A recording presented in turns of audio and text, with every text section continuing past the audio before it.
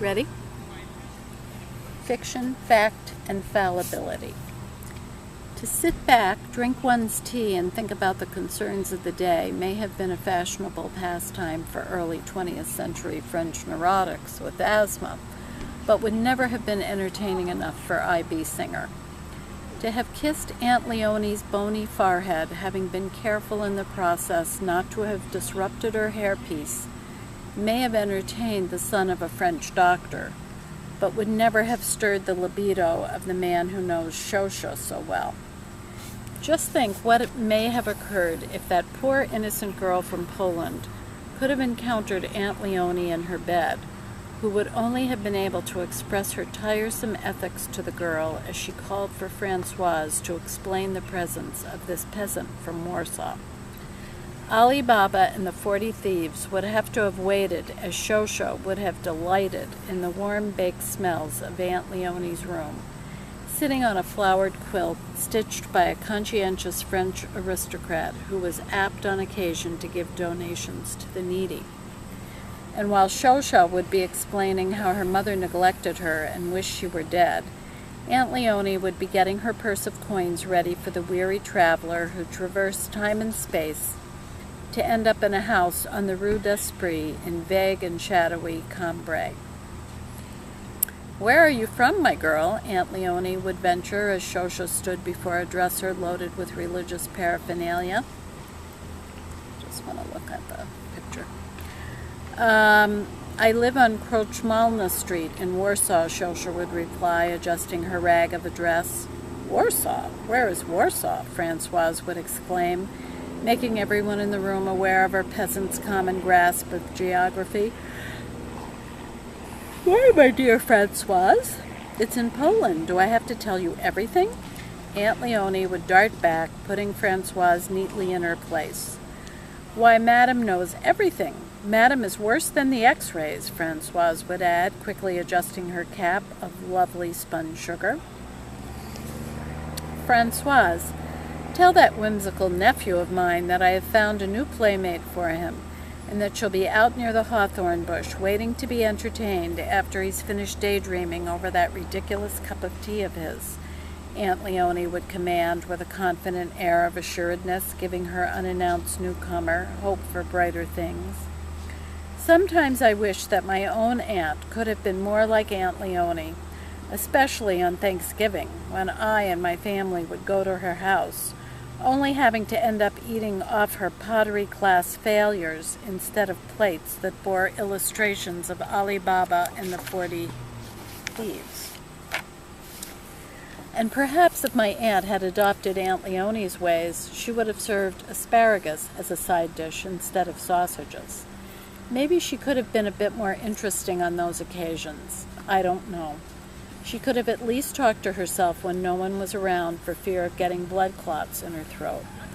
And while we were eating our sausages, my aunt could have been in her bedroom looking out her window for newcomers to the neighborhood who could have taken on for her the forms of mythological deities, adding new excitement to her life and ours as we would listen intently to the reports of what she had seen.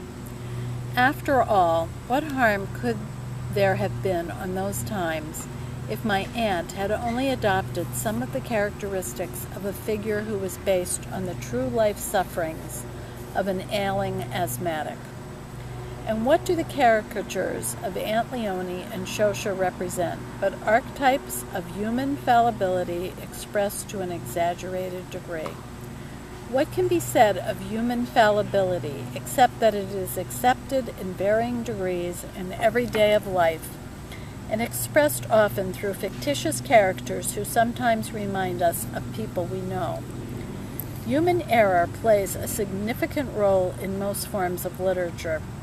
Whether the sentences in the literatures are 200 words long or 20 words long, one of an author's common catch-all techniques is to accentuate human fallibility in one way or another.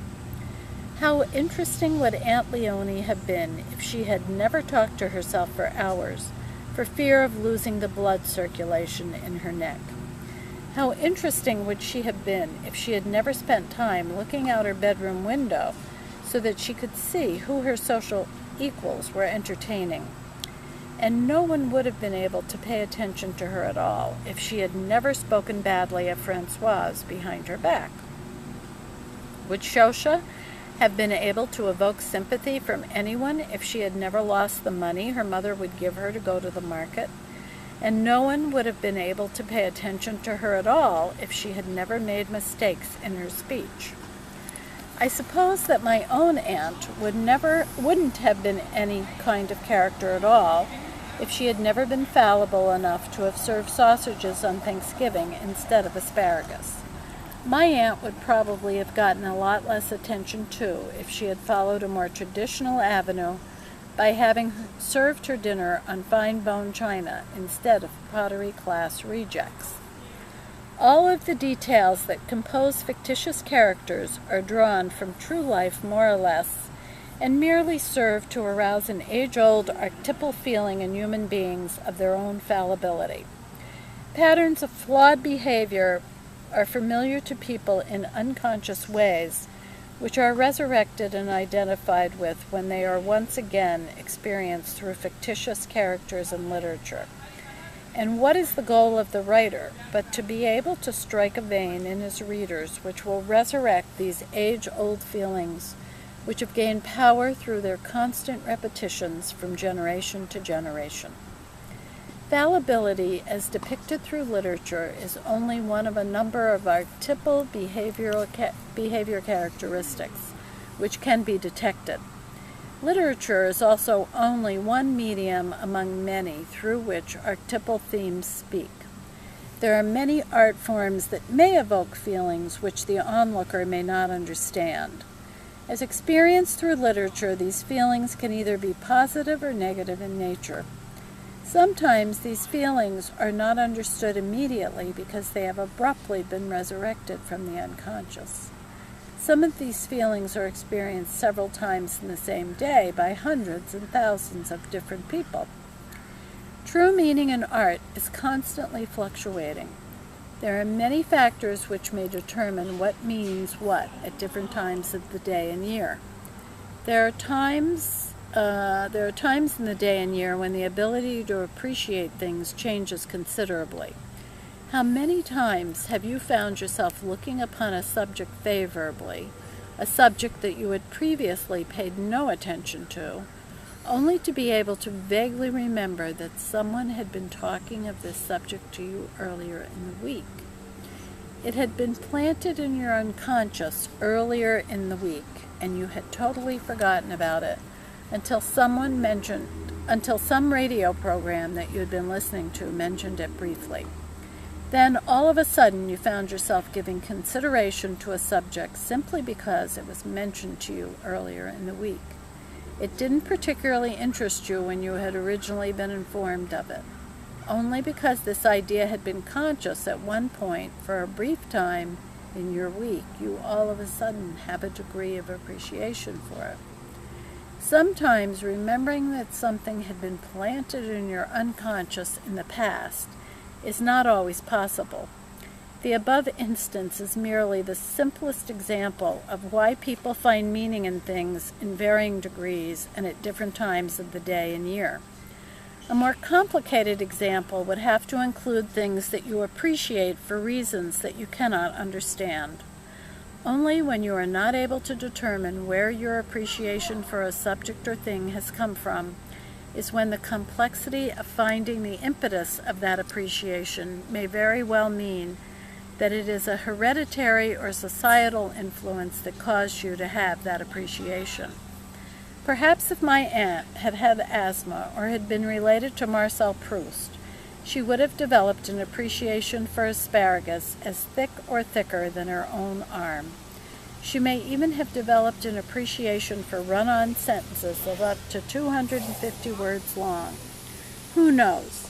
The next time I go to her house, I may find that she has taken up alligator wrestling.